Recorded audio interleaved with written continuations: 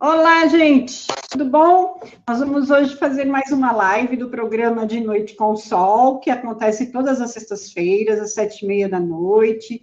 Aí, toda sexta-feira a gente traz um tema legal para a gente conversar, refletir, fazer um bate-papo.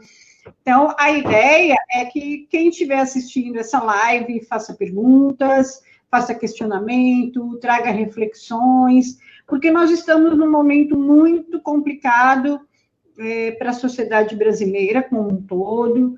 Nós estamos num momento que as mortes pelo Covid, elas continuam. No estado de São Paulo, nós continuamos tendo mortes, né? Então, em 24 horas, nós tivemos 300 mortes.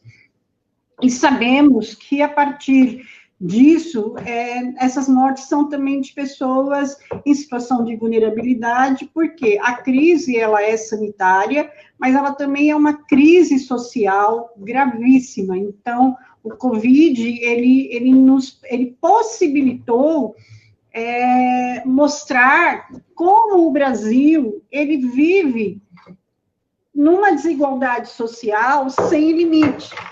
Ontem, para vocês terem uma ideia, eu estava vendo que, após 6 anos, o Brasil está retomando no mapa da fome. Então, nós tínhamos conseguido sair do mapa da fome, e, infelizmente, o Brasil retoma ao mapa da fome.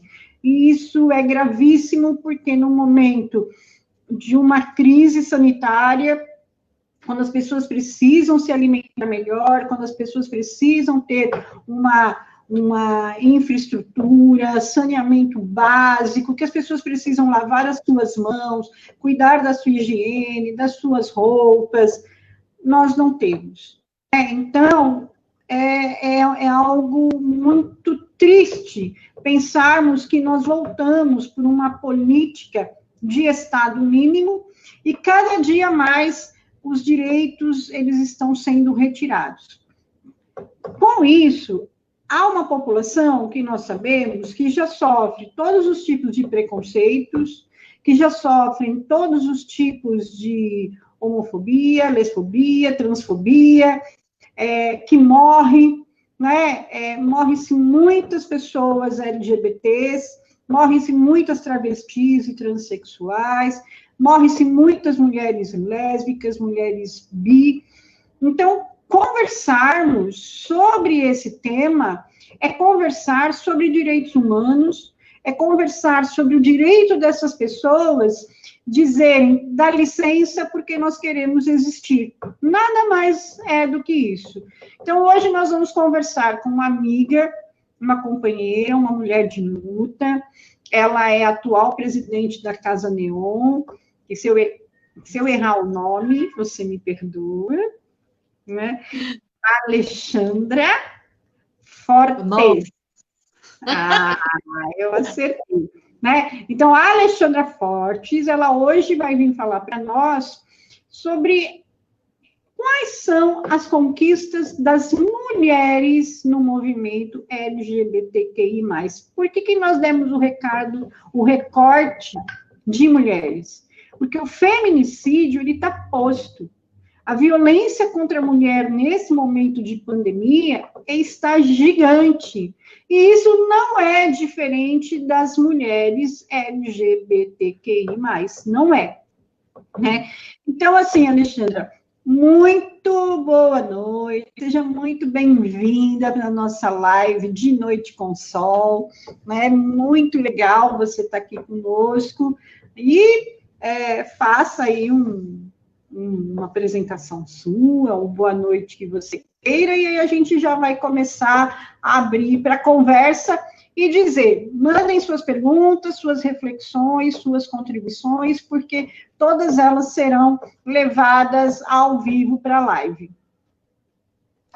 Então, gente, é isso. Eu quero agradecer a Sol pelo convite nesse programa gostoso que ela faz, e de Noite com Sol. E quero dizer que as coisas não, como a Sol acabou de dizer, as coisas não andam muito boas, né? devido a essa pandemia, não só as peculiaridades a respeito de saúde, né, que eu não vou entrar nesse campo agora, mas o aumento do feminicídio está presente em todo o território nacional, não é uma coisa que acontece nas periferias somente do Sudeste, né, que acham que é o centro do país, acontece de norte a sul. As mulheres estão apanhando, as mulheres estão morrendo, as crianças também estão sendo vítimas de violência física mesmo, né? Os números têm aumentado absurdamente e não dá para tapar os olhos, né? E quando a gente fala deixa eu fazer uma correção. Vice-presidente, não presidente, viu? Tá. Da Casa Neon Cunha, que nós estamos fazendo o que podemos agora durante a pandemia, temos recebido muitas doações e a equipe da casa está fazendo milagre, assim, porque vai entregar sábado, domingo, de madrugada, de noite, de manhã, nos lugares mais... na verdade, o foco é mais no ABC, o ABC, né? Mas nós recebemos pedidos de cestas e material de higiene até em São Paulo, em alguns locais. A gente está participando junto com o coletivo Prisma da UFABC, do projeto Sobreviver. Então,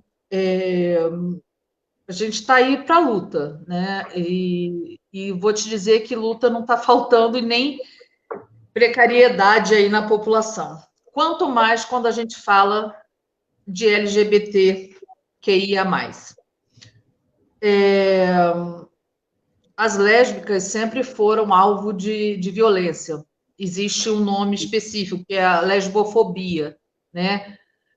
Todos estão acostumados em ouvir falar em homofobia, mas a lesbofobia é essa raiva, esse ódio direcionado às lésbicas, assim como a transfobia e a bifobia, né? Como foco da live é de mulheres, então nós vamos falar dentro da população LGBT sobre as LBT, que são as lésbicas, as bissexuais e as transexuais. Certo. Bom, o meu lugar de fala, né, na comunidade LGBT da letra L, né? Mas eu quero falar um pouquinho antes das mulheres trans, as travestis e as transexuais, que essas são as vítimas maiores de violência, né?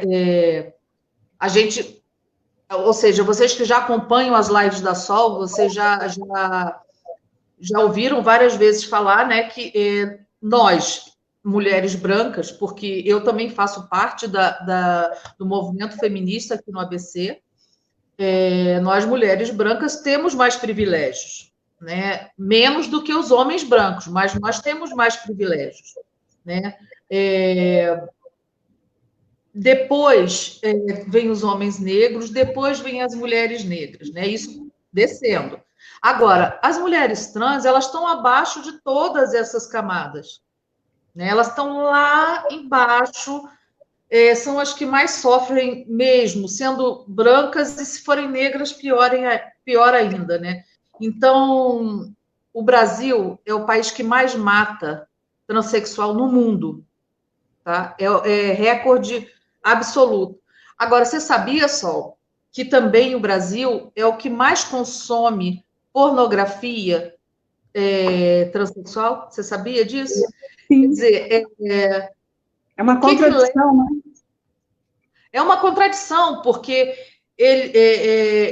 essas pessoas, elas consomem esse tipo de produto, vamos dizer assim, mas ao sair para a rua, eles são as primeiras pessoas que eles focam para agredir, para matar, para até o bullying que é feito em escolas, em trabalho, né, na verdade, é o deboche. Quem não chega à violência, né, para matar, mas debocha, vai xingar, vai desmerecer, vai tirar a dignidade dessa pessoa.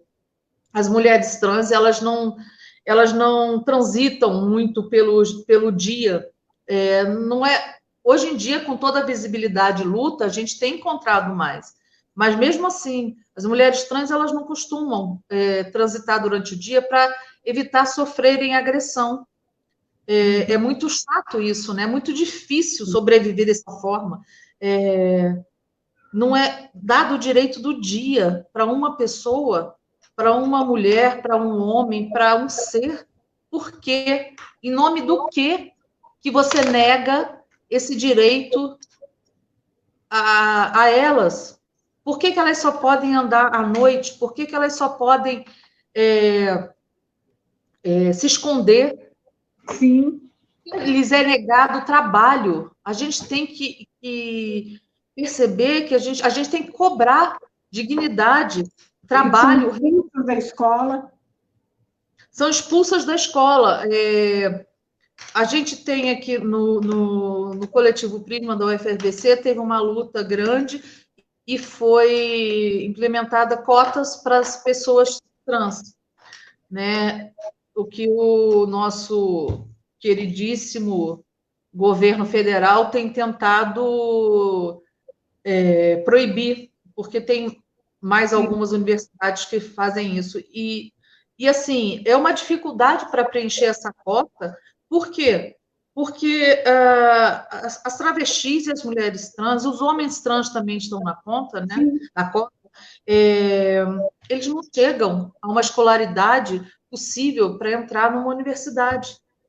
Olha, eu vou só te contar uma passagem bem rápida, só para ilustrar o que você está falando. Sim. Eu trabalhei no programa Brasil Sem Homofobia, da Prefeitura de São Paulo, em 2006, né? E eu atendi uma travesti e ela veio para ser inserida no programa, e o programa tinha uma série de questões. Olha, eu vou dizer para você, foi uma experiência muito interessante, o Brasil Sem Homofobia, e que era executado pela Prefeitura de São Paulo, na gestão do Kassab, tá? Olha a contradição. Olha só. E ela veio e falou assim para mim, que tudo que ela queria era saber o que significava desenhar as letras do nome. Porque ela só desenhava, né? E aí ela me contou a história dela. Vou contar bem rapidinho, só para ilustrar, né? Qual que era a história dela? Ela fugiu da casa dos pais, no interior do Maranhão, com uns 10 anos, porque o pai não permitia que nenhum filho estudasse, porque tinha que quebrar coco das 7 da manhã às 7 da noite para sobreviverem. Então, ela foge do Maranhão, né, com 10 anos. Com 10 anos, ela foge porque já apanhava, tinha todo aquele quadro que a gente sabe, né? Aí ela foge, ela vem para São Paulo, aí ela vai começar a trabalhar. Com 14, 15 anos, ela vai para a mão de uma cafetina, ela se transforma, né, o corpo dela com o silicone industrial, e aí ela vai trabalhar como trabalhadora do sexo. Mas o sonho dela, eu lembro que quando ela me contou, me pegou tão forte, porque o sonho dela era isso. Ela chegou e ela falou para mim, eu quero saber se eu entrar numa escola agora, ela tinha 30 e poucos anos, se eu vou aprender as letras do meu nome, porque eu só desenho. Né? E aí o programa, ele tinha esse princípio, e ela entrou e ela foi para um curso de alfabetização de jovens e adultos, né? E aí ela deslanchou no programa, seguiu outras coisas, mas isso que você traz é real. Sim. Né? Então, assim, ela não chegou nem a ir para a escola. E quantas entram e são expulsas? Né? Só para ilustrar o que você estava trazendo e para as pessoas saberem como é difícil ser travesti e transexual. Tem que ser muito mulher para isso. e nem só são expulsas, não. Às vezes elas mesmas desistem, porque é tanto preconceito, é tanta ofensa, é tanta violência psicológica, né, que não dá, elas chegam a um limite, né? Então, eu quero aqui falar que dentro do movimento LGBT, não dizendo as lésbicas têm as suas demandas, as suas especificidades, as bissexuais também, mas as mulheres trans hoje está mais em voga a luta, justamente por reconhecer o quão difícil é a vida e que todas nós temos direito à vida, né? À dignidade. Então, todas, é obrigação de todas, né? Lutar pela dignidade de todas as mulheres. Sim, né? Com certeza. Então, abrindo esse parênteses das mulheres trans e travestis, vamos falar agora. Falar, né? Tivemos morte de várias mulheres trans bem nesse começo de pandemia, né?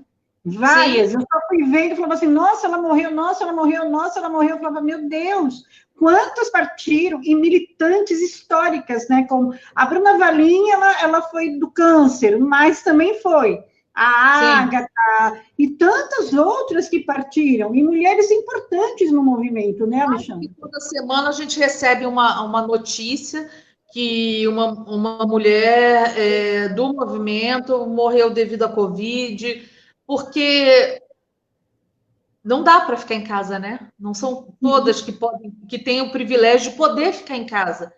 Tem que trabalhar, tem que ir para a rua, tem que...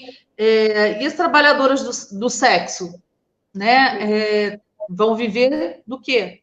Então, justamente nesse momento que essa rede está agindo para levar... Nós mesmos já levamos para várias, né, casas onde elas vivem, né, cestas básicas, material de higiene, para poder não serem obrigadas a estar na rua num momento desses. Mas, mesmo assim, é difícil.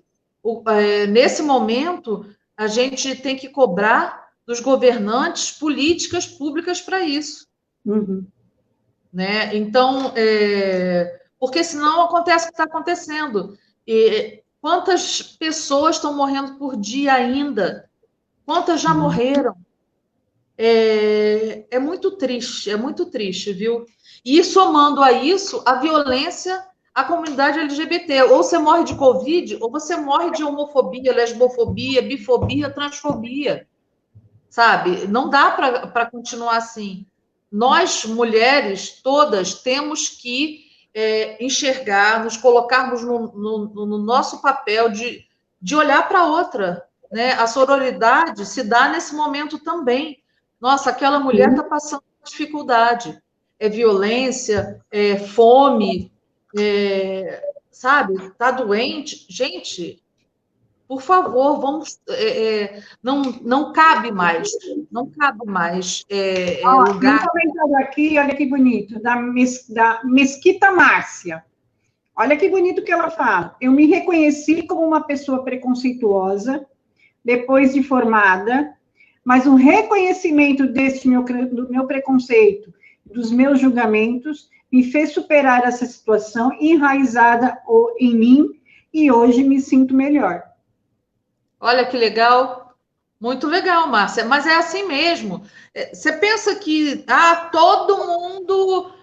hoje, as pessoas que você vê na luta por aí, não, nasceram sem preconceito, nunca vivenciaram... Não, a gente está na luta e muitas vezes nós mesmos temos que nos desconstruir. Aliás, isso é o tempo inteiro, para poder perceber o quanto a gente tem preconceito em relação a uma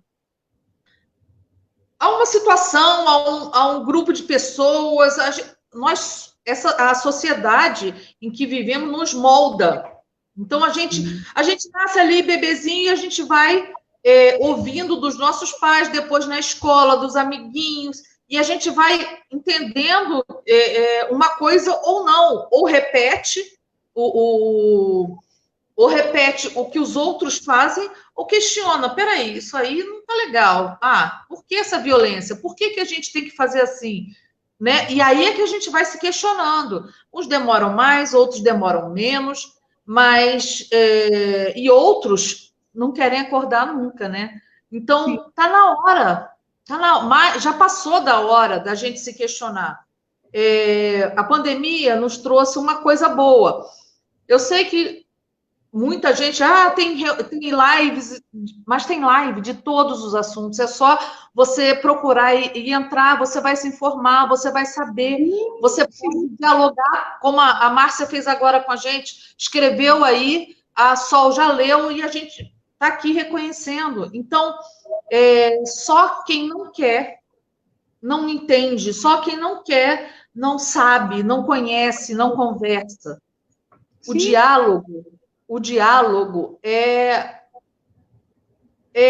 eu acho que é a maior expressão do amor, né? E do amor pelos outros.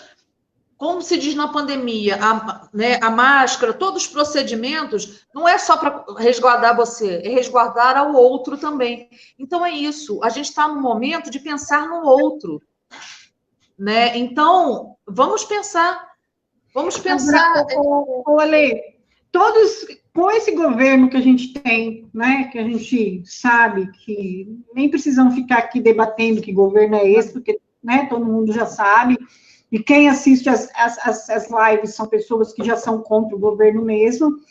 Sim. Como é que você vê a conquista para as mulheres do movimento? Porque essa semana eu fiz uma live e eu questionei a Cláudia Muna perguntando, escuta, mas a mulher transexual, se ela for casada, né, e o marido morre, ela entra na pensão, ela não entra, como é que eles vão ver isso? E a outra questão, a mulher transexual, como é que ficava a idade dela para ela se aposentar? Porque a gente sabe que tem algumas que trabalham. São raras, mas tem. E aí a Cláudia falou, nós vamos ter que verificar isso.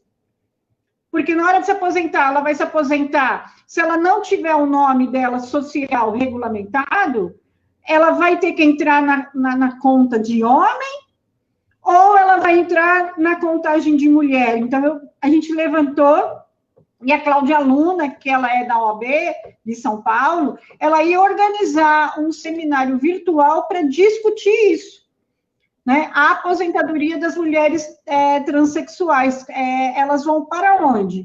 Então, olha quanta coisa nós temos que pensar para essa diversidade humana, né? Coisa que eu realmente não tinha. Foi na live que surgiu essa dúvida. Então, eu queria saber quais são as conquistas nesse período que as mulheres LGBTQI estão tendo ou se perderam todos. Eu estou fazendo uma especialização em direito homoafetivo, né? Então, por analogia, eu diria que isso vai ter que ser discutido em juízo, enquanto não há regulamentação. Entendeu? Porque é que nem a lei do racismo, né? O Supremo foi e igualou o crime de homofobia ao de racismo, enquanto o Congresso não legisla sobre a homofobia, né? Então, o Congresso, o Supremo veio suprir uma lacuna, porque até que o Congresso resolva legislar sobre essa questão é difícil. Na questão da aposentadoria, eu não tenho certeza, mas eu acredito que seja nessa linha. Se ela não tem o nome social registrado, ela provavelmente está na conta de homem, né? Eu acredito que seja isso. e vai ter que discutir na justiça. E até que, apesar de tudo, nós temos tido muitos ganhos na justiça, sabe? Para a comunidade, para a população LGBT. Sempre que tem sido questionado algum ponto como esse, que é muito relevante, a gente tem tido bons resultados. Que eu queria te falar, que é uma coisa que não se aborda muito também, só voltando na questão da violência, e aí falando nos ganhos, que muita gente não sabe. Na questão da violência, você apanha, você é espancada, vai parar no hospital porque você é mulher, ou porque você é lésbica, ou porque você é bissexual. Bom, falamos das trans. A bissexual, as pessoas têm um preconceito específico, que é dizer que é uma pessoa que não se decide, que não sabe o que quer, ou que é sem vergonha, sabe? Eu tenho amigas bissexuais, e isso sempre foi dito. Esse sempre foi o preconceito com as bissexuais, né? E com as lésbicas, tem que apanhar para aprender a gostar de homem, ou sofrer um estupro corretivo, que eu vou explicar, que é exatamente o homem que ele não se conforma, né, de uma mulher ter relação com outra mulher, ele acha que isso é falta de homem, ou se essa lésbica já teve relacionamentos com homens, é porque esses homens não souberam fazer direito. E aí, né? E aí eles cometem estupro corretivo, para corrigir a conduta da mulher de se relacionar com outra mulher. Percebe o tamanho da violência? Vocês que estão assistindo, vocês percebem o tamanho da violência disso? Isso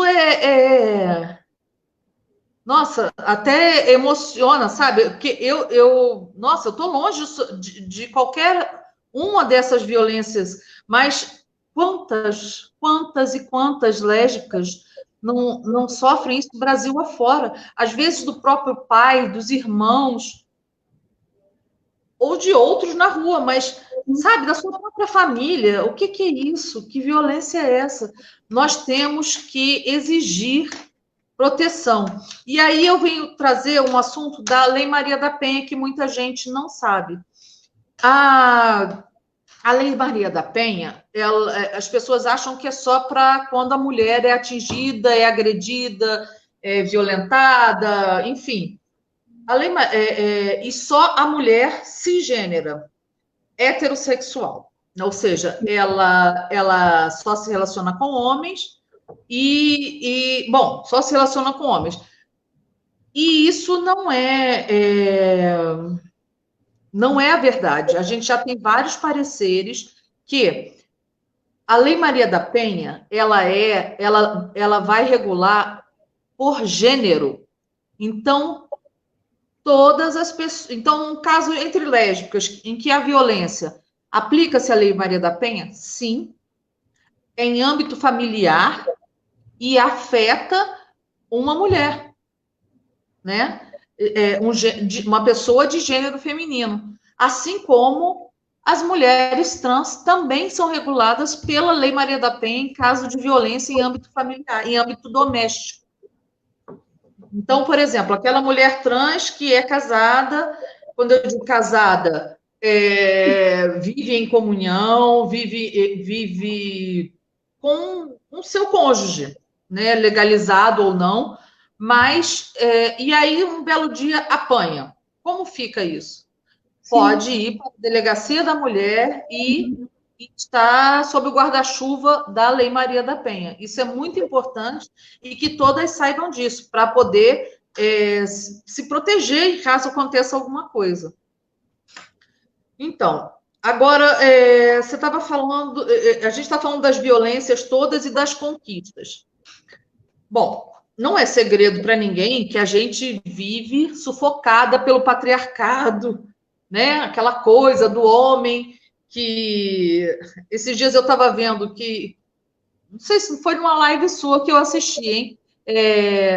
Que além da mulher, quando a mulher vai falar alguma coisa, o homem corta e ainda repete o que a mulher falou, né? Exatamente. Corta no meio. Não, peraí, eu falo. E aí repete tudo que a mulher falou, né? Enfim. Mas aí qual não é a nossa surpresa? Porque quem é de fora da comunidade LGBTQIA, ainda tem o P também, viu? Mas para não errar, quem não tem intimidade com a sigla, pode falar o LGBT. LGBT. O LGBT pega todo mundo. Agora, quem quer ser mais específico, tem mais familiaridade com isso tudo, pode ir até o P, com mais sempre, porque a gente não pode dizer que outras formas não vão aparecer, outras pessoas, outras identidades, outros, né? Então. Aquele cantor que eu amava de paixão ser gay, ele era pansexual, né? Que é o P. Ele era pansexual, ele sempre foi. Sempre, sempre, sempre. E ele era, no mínimo, divertido. Amava. Mas, então, aí vamos lá. Quem olha de fora para a comunidade LGBT, a gente faz parada, a gente faz mês do orgulho, do orgulho LGBT, tem o agosto, que é o mês da visibilidade lésbica, e não sei o quê. Aí todo mundo olha, nossa, mas a comunidade LGBT é muito unida. Nossa, mas eles fazem tudo juntos. E aí eu vou dizer uma coisa, não é verdade. Então, esse patriarcado, esse bendito que oprime as mulheres e que a gente bota, né, enfrenta e põe para quebrar. Então, ele acontece muito, muito, muito, muito dentro da comunidade LGBT. Olha, eu vou só te contar uma coisinha, só para te ilustrar, né? Em 2007, quando teve a conferência municipal, teve a estadual e a nacional, né? Que foi quando mudou e a letrinha, o L veio para frente do G. Eu falar isso. Então, eu participei de todas elas porque eu trabalhava no Brasil Sem Homofobia, então eu era delegada pelo poder público. Sim. Na realidade, todo mundo que trabalhava no Brasil Sem Homofobia acabou indo para o Congresso. E quando chegou na estadual para montar as chapas, para tirar as delegadas para ir para a nacional, as chapas, elas tinham que ter 27 pessoas, né?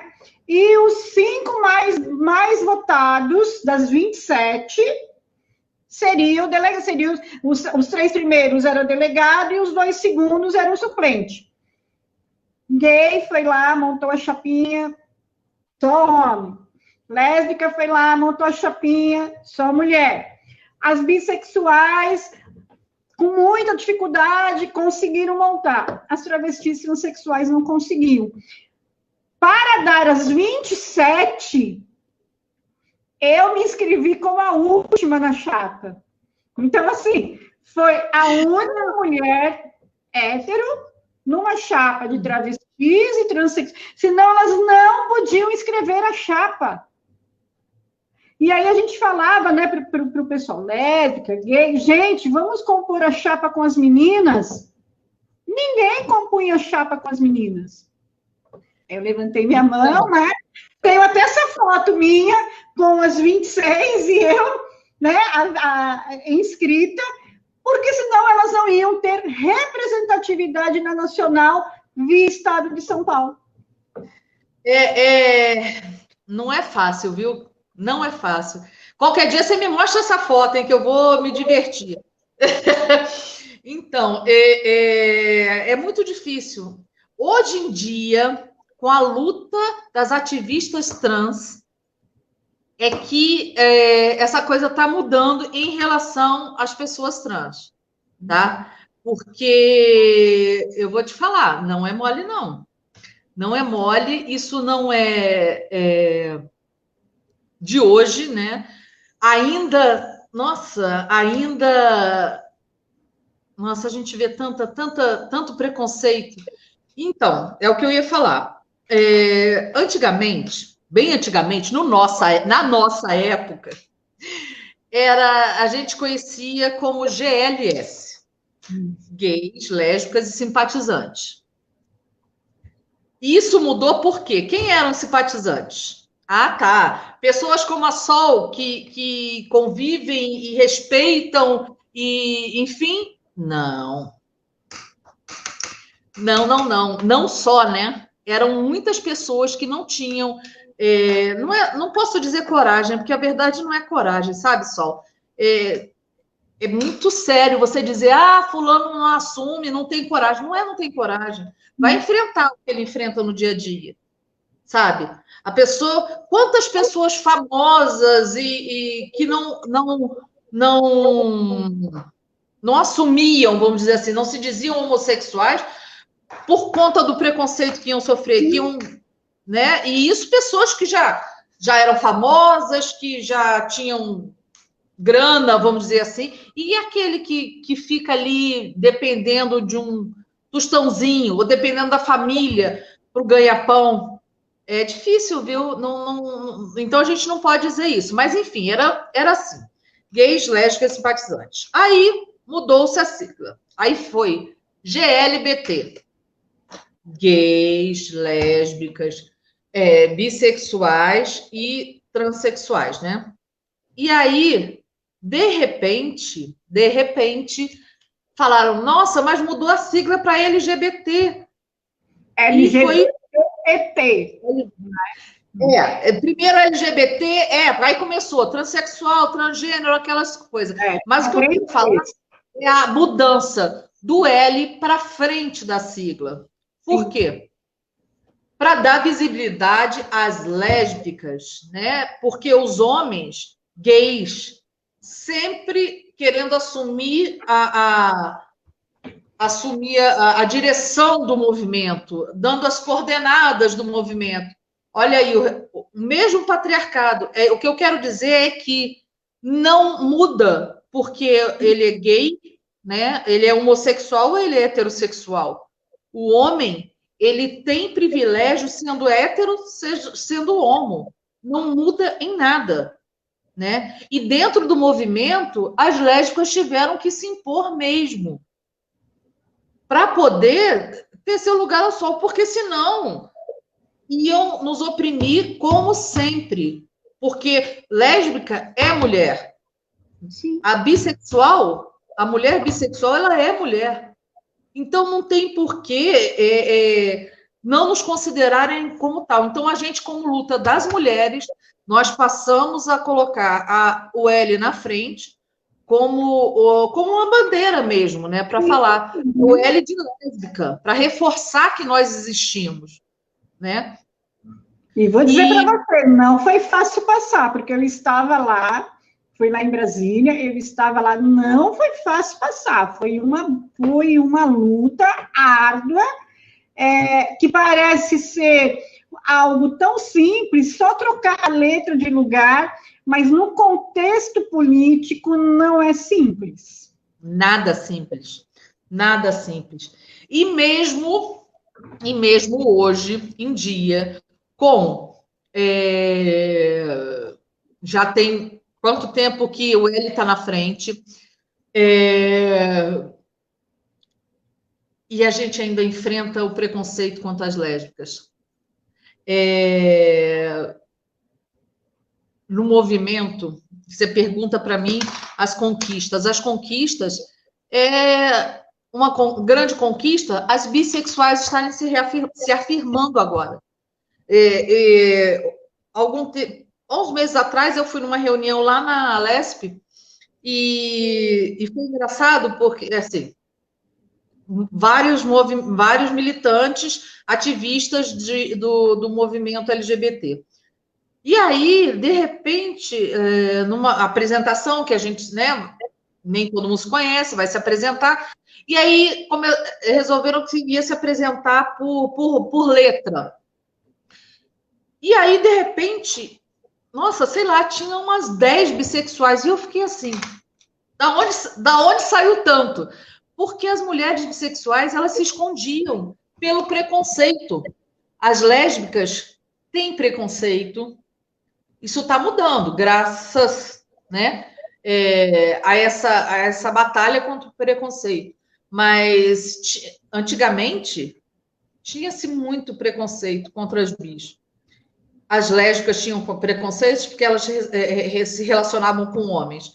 E homens tinham preconceito com elas porque elas se relacionavam com mulheres. Quer dizer, difícil, muito difícil, né? Você está falando assim, e eu estou pensando que o período que eu trabalhei no Brasil Sem Homofobia, eu atendi muito gay, atendi muita lésbica. Lésbica, nós tivemos problemas. O Brasil Sem Homofobia, na época, nós conseguimos mudar o atendimento ginecológico, porque você tinha meninas de 20, 22 anos que nunca tinham tido uma relação sexual, e quando o médico perguntava né, qual que é a sua opção, né? Que aí a gente foi mudando para orientação, qual é a sua orientação? E ela falava que era lésbica, o atendimento ginecológico era gritante. Era algo... Elas vinham aos prantos dizer o que tinha acontecido naquele atendimento. Então, o Brasil Sem Homofobia conseguiu, né, na época, mudar isso. Nós atendíamos travestis e transexuais. Uma das questões que o Brasil Sem Homofobia conseguiu mudar foi o alistamento militar, porque Sim. geralmente a travesti transexual, quando elas iam lá no centro de referência, eu e uma outra menina, nós íamos em 3 para o exército, para que os rectos não soubessem qual das 3 era a travesti ou a transexual. Entendeu? Então, a gente conseguiu mudar. E eu não me lembro de nenhum atendimento de bissexual. Nem homem, nem mulher. Não me lembro. Não iam. E hoje, eu tenho visto tanto mulheres bissexuais, quanto homens se assumindo bissexuais. O que é, assim, muito legal, porque o B era muito desprezado, era suprimido mesmo, né? Só constava ali e hoje essas pessoas, essas ativistas estão aparecendo e compondo a luta, né? Você sabe que eu faço parte, como você aqui, de movimento feminista do ABC, e eu posso dizer que eu sou uma das que mais integro, chamo as mulheres para participar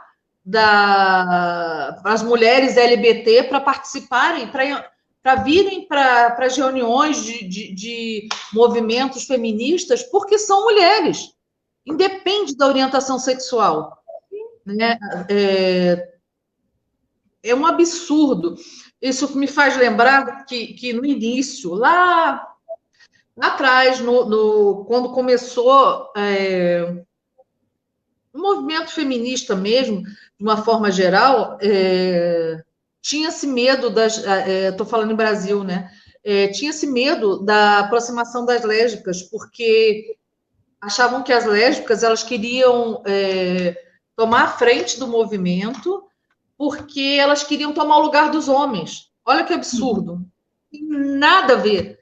Não é porque eu sou lésbica que eu quero matar todos os homens que aparecem pela frente, pelo amor de Deus.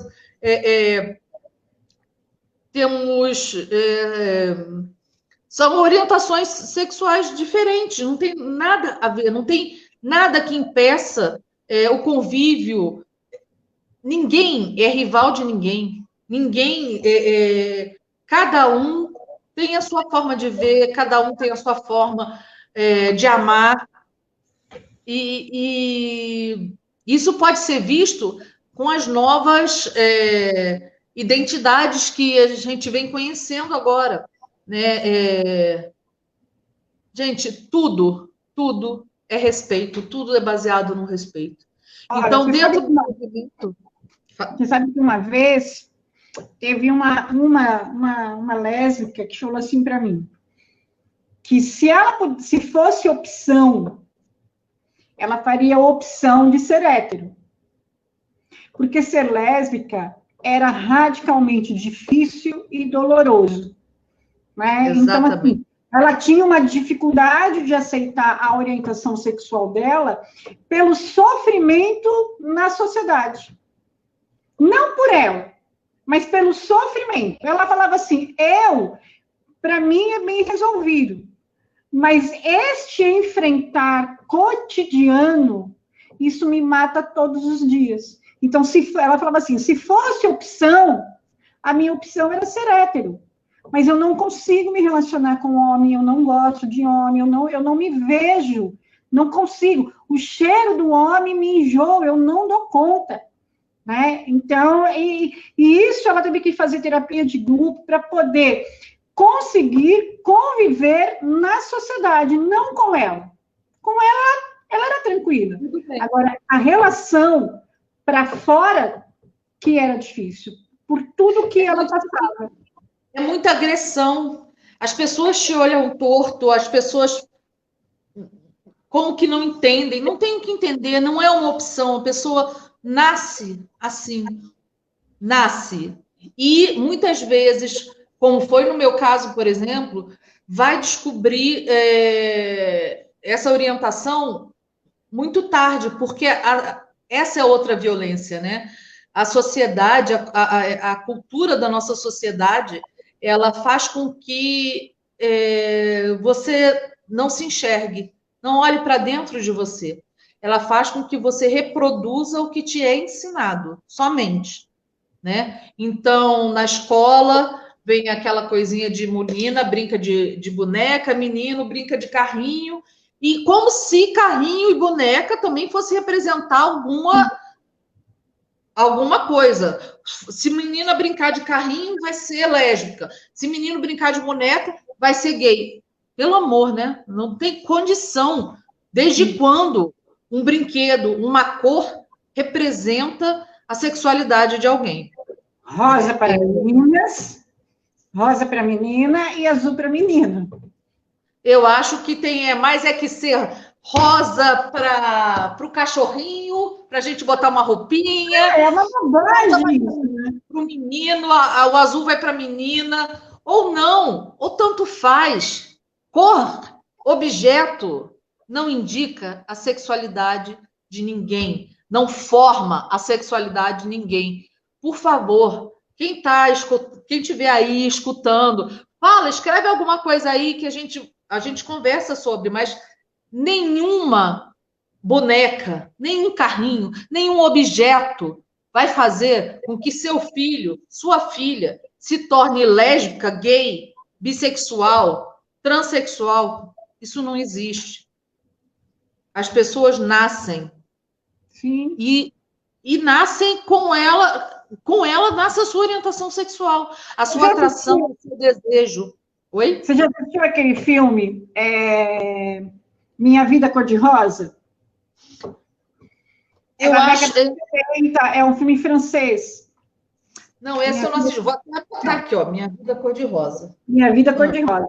É a história de um menininho de 10 anos que todos os dias, quando ele vai dormir, ele reza para Deus, para que Deus desse o direito dele acordar menina. Todos os dias. Ele tem 10 anos. Aí ele tem um cabelo por aqui. Cabelo lindo, né? É muito triste esse filme. E a mãe dele não aguenta... Toda a história de transexuais. A mãe dele não aguenta mais o preconceito que ele sofre. A mãe não dá mais conta. Né? E aí tem uma cena nesse filme que ele está sentado no banquinho, mostra assim, só sentado, e aí a câmera vai para o chão. Então vai caindo os pedaços de cabelo dele de um lado e a lagriminha dele, o cabelo e a lagriminha dele, porque a mãe está cortando o cabelo dele. É assim, é horrível.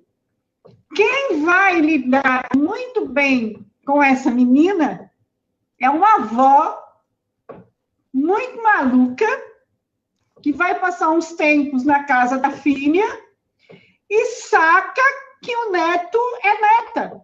E que ela gosta de assistir um programa de TV de uma fada.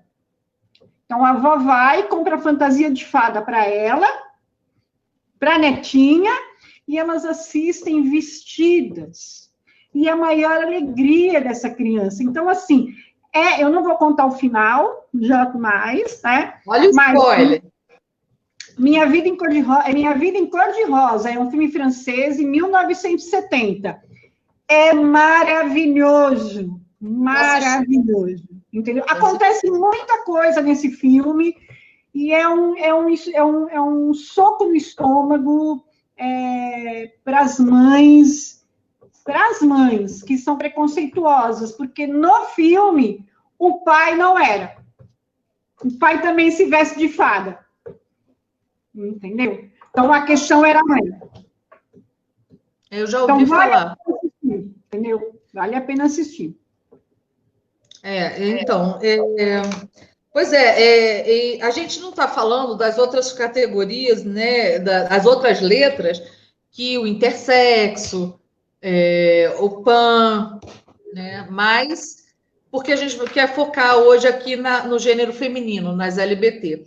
Mas, então, Sol, quando você pergunta como é que as conquistas das mulheres no movimento LGBT, eu acho que a gente tem conquistado muita coisa, sim. Ainda não tanto quanto a gente deveria ter conquistado, porque a luta é grande. Se a luta das mulheres, de uma forma geral, já é grande, a luta das mulheres LGBTs é maior ainda, porque vem com uma carga de preconceito de outras mulheres também, né? Então, a gente tem que se colocar... A gente tem que se colocar à frente. Que veio na cabeça agora uma coisa que eu me lembrei, que eu escutei outro dia falando de algumas que não podem nem se assumir no trabalho, ou se elas têm algumas características que as pessoas acham, aquela ali é mais masculina, elas deixam de serem nomeadas para cargos de chefia, elas fazem, elas são preteridas a outras mulheres, né? Ou, obviamente, como sempre, a homens. Então, é muito difícil. Mas no movimento, a gente começou as conquistas na hora que a gente trocou aquela letrinha para frente, né? E na hora que a gente tem, a cada ano aqui em São Paulo, por exemplo, a caminhada das lésbicas cada vez maior, né? Cada vez com mais mulheres na rua.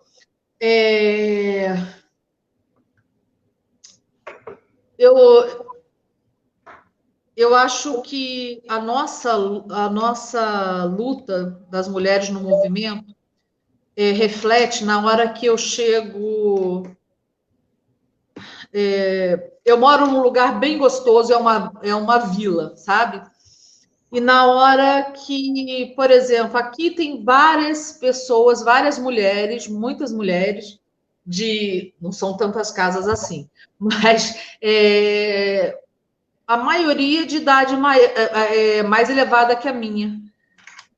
E aí, a nossa luta, que vem lá de trás, reflete na hora que eu não tenho nenhuma vizinha fazendo cara feia para mim e nem me tratando diferente.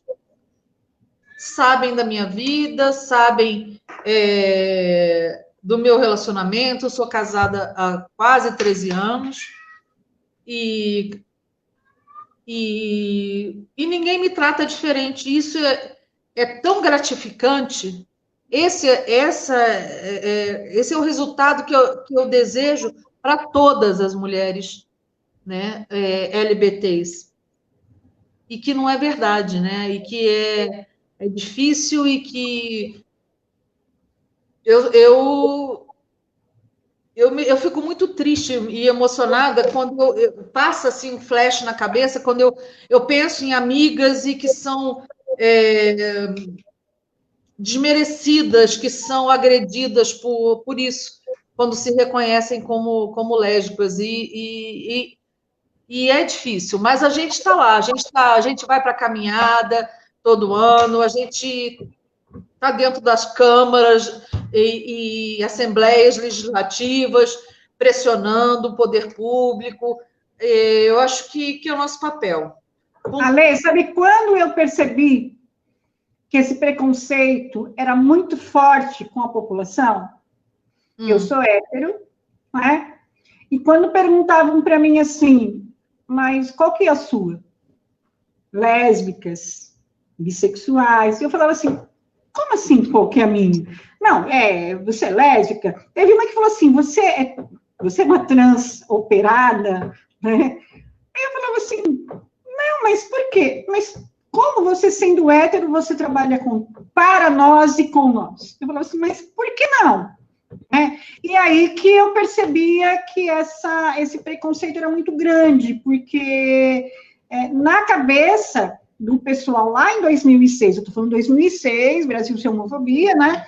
Não se trabalhava no programa se você não fazia parte de uma das letrinhas de sopinha, entendeu? Você tinha que fazer parte, né? E aí isso foi ficando claro para mim.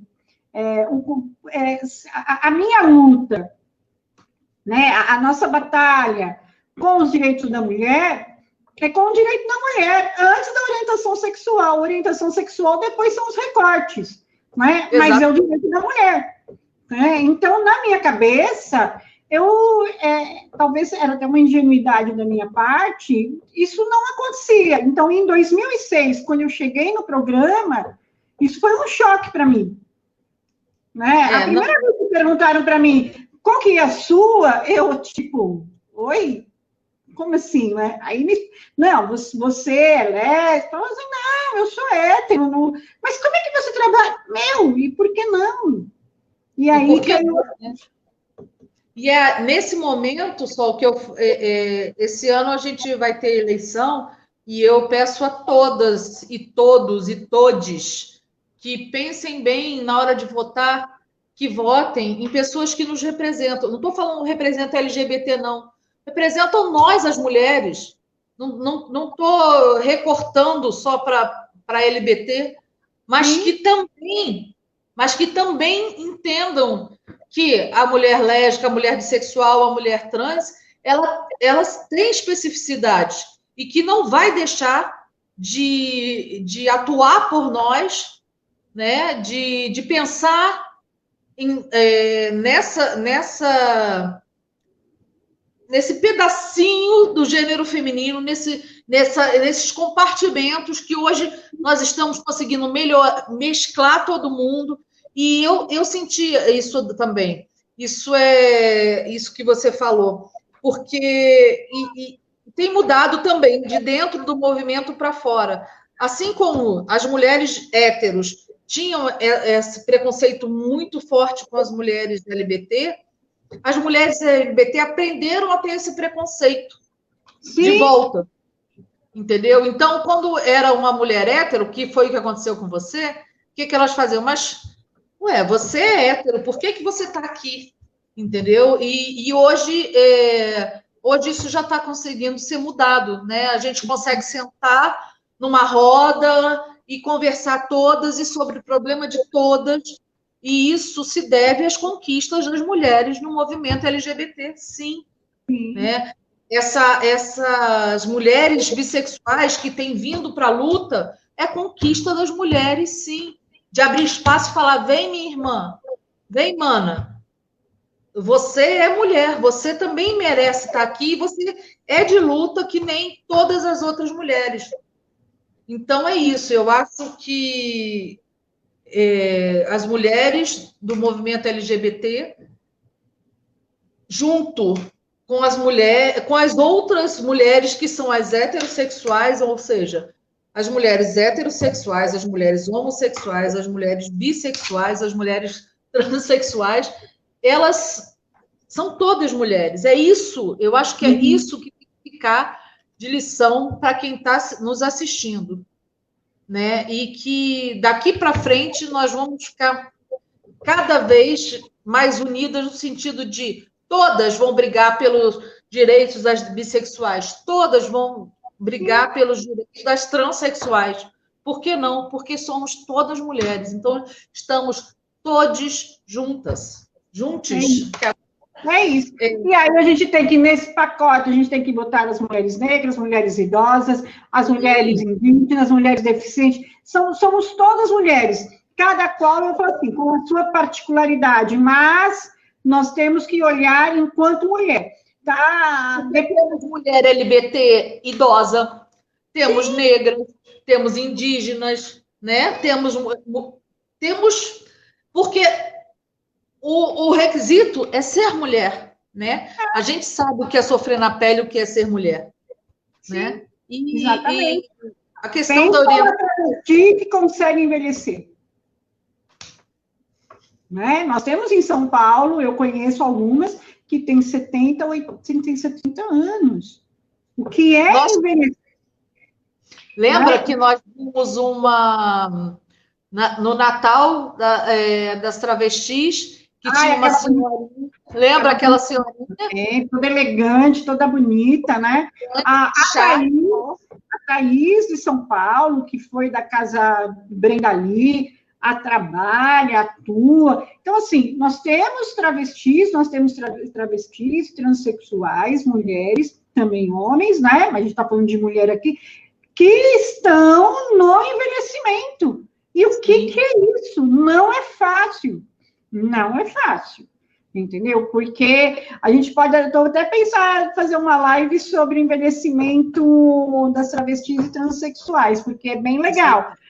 Eu gosto muito delas, entendeu? Eu tenho um carinho muito grande por elas, né? Você sabe disso. Né? Porque chamar de meninas, porque é como eu as identifico elas eternamente meninas, porque, não sei, é algo meu. Então, envelhecer já é um processo não muito fácil, né? Agora, uma travesti, uma transexual que vai envelhecendo com silicones, com todo aquele calhamaço de hormônios e tudo que até vem. Você sabe que a estatística de pessoas trans é que elas não envelhecem, né? Sim. Como diria Thaís, elas viram purpurina. Elas são assassinadas, na verdade. Elas não envelhecem. A grande maioria não chega aos 30 anos. Sim. Mas eu prefiro pensar como a Thaís. Viramos purpurina, entendeu? Eu prefiro ter essa imagem bonita. Eu quero que todas virem purpurina lá para os 80, 90, 100 anos. Uma vez eu falei para ela, ela falou, não, Sol, a gente não morre, a gente vira purpurina. E aí, para mim, ficou, entendeu? É a mesma coisa como a Alcione falou uma vez, a gente estava numa reunião, ela levantou a mão e falou assim, dá licença de existir, porque ninguém dava voz para ela. E aí, quando ela falou isso, aí todo mundo se chocou. Ela falou assim, nem numa reunião vocês dão direito de nós existirmos? Né? Então, são frases muito fortes. São falar... Porque quando a mesma Thaís fala, nós viramos purpurina, ela está falando dentro de um contexto, né, que eu entendi ela na época quando ela falou isso. Porque quem que é a travesti que morre? Para onde que ela vai? Né? É verdade. O que ela vira? Ela vira purpurina, né? Então, ninguém sabe. Tem um outro documentário que eu vou deixar aqui para o pessoal e para você, se você quiser ler. Vou anotar. Basta um dia. Tá? Basta um dia. É uma coleção daquela ONG ABIA, no Rio de Janeiro. Tá? Basta um dia é sobre a chacina na Dutra, que matou mais de 30 travestis, né? E aí, como que elas foram mortas, e também essa coisa do enterro, do velório delas, né? Elas são mortas e são jogadas no IML de qualquer jeito, ninguém lava o corpo, ninguém vê, elas são colocadas num caixão todas quebradas, porque elas endurecem, covas rasas que não tem nome. Então, assim, basta um dia só para a gente fechar, foi um dos documentários que mais me chocou, que foi ouvir uma das meninas que estava sendo entrevistada dizer: nós não fazemos dispensas, a gente não vai no mercado comprar coisa para 15 dias, a gente compra no almoço para comer no jantar, porque a gente não sabe se a gente volta para casa. Isso é muito forte, você não ter o direito de ir no mercado e fazer a compra de uma semana. Porque eu posso morrer, mas elas têm a certeza que elas podem. Né? Então, assim, como elas falam, a gente entra no carro e eu não sei quem é o cliente. Eu entro no carro, mas eu não sei se eu saio dele. Então, tudo isso que eu estou falando, Ale, e você que está na Casa Neon, que você está na vice-presidência, é para se pensar. Entendeu? Eu acho que a gente tem que pensar em todas as letras, com certeza, todas. Mas essas mulheres, como fala o documentário, basta um dia, né? Para elas é um dia de cada vez mesmo. E a gente tem que pensar nessas meninas, nós temos que pensar nas que estão aqui na industrial, que estão numa situação muito complicada, que não tem mais nenhum trabalho de redução de danos para elas, né? E a redução de danos é um conjunto de práticas na saúde, não é apenas a questão da dependência química, é uma série de questões, e nós temos que pensar. E eu acho que você poderia, enquanto vice-presidente da Casa Neon, pegar o programa Brasil Sem Homofobia e ver daquilo que se foi sonhado, o que é que ainda é possível trazer em prática, porque tem muita coisa bacana naquele programa que foi construído e sonhado pela população LGBT e que ficou em prática por 11 anos e que hoje não, se depender das políticas públicas, não existe mais. Nós na Casa Neon Cunha, a Casa Neon Cunha é uma homenagem a uma grande mulher, a Neon Cunha, que foi a primeira transexual a pedir morte assistida se não conseguisse ter a sua identidade, né? E ela ganhou isso na justiça, esse direito de se chamar Neon Cunha, de ser a mulher que é, então é uma homenagem que nós fizemos para ela em vida, né? Porque é interessante isso também, lógico que sempre importante mesmo, como o coletivo Prisma da UFABC, que é Dandara dos Santos, em homenagem a Dandara, que foi, né, brutalmente assassinada, mas a nossa homenagem à Neon, que é uma pessoa fabulosa, é uma mulher incrível e que sempre dá uma aula de cidadania para todas nós, né? Eu queria falar também de uma outra mulher que eu sou apaixonada, que é a Simi Lahar, que é a presidenta da BGLT, e que é outra mulher maravilhosa e que tem nos ajudado muito. Então, assim, a gente está acabando aí de elaborar nossos projetos, mas eu vou levar a sua sugestão também, porque nós viemos para lutar, e essas mulheres fortes vão botar cada dia mais a cara para fora aqui no ABC. Se preparem. Sim, e o Brasil Sem Homofobia é direções de políticas públicas de garantia de direito. Então, é o que pode ser que tenha algumas coisas lá que precisam ser adequadas, mas é o que nós tínhamos de melhor, né, em termos de política para a população LGBT. Então, eu acho que vale a pena olhar, porque lá contemplava a população bissexual, entendeu? Então, era um programa... Mas, como eu disse, eu nunca atendi, porque nunca veio lá no centro de referência. mas eu acho que vale a pena, tá? Ale, eu agradeço muito a sua disponibilidade, que eu sei que você está cheia de coisa para fazer também, né? Está aí lotada, mas isso falar, conversar sobre essa questão das mulheres LGBTs, ela é sempre importante, nós temos que usar as lives, sempre pontuar isso, porque quanto mais falarmos, mais nós vamos desmistificando, mais nós vamos tirando essa casca horrível do preconceito, né? Nós vamos denunciando as violações de direito. Então, assim, nunca é demais falarmos da questão LGBT. Acho que a gente fala é pouco demais, como agora eu já pensei na questão do envelhecimento, entendeu? Então, nós temos que falar sobre isso, porque, né, as pessoas existem, elas não vão ser extintas, elas não vão ser exterminadas, e nós temos que saber conviver em harmonia e em civilidade. É isso, né?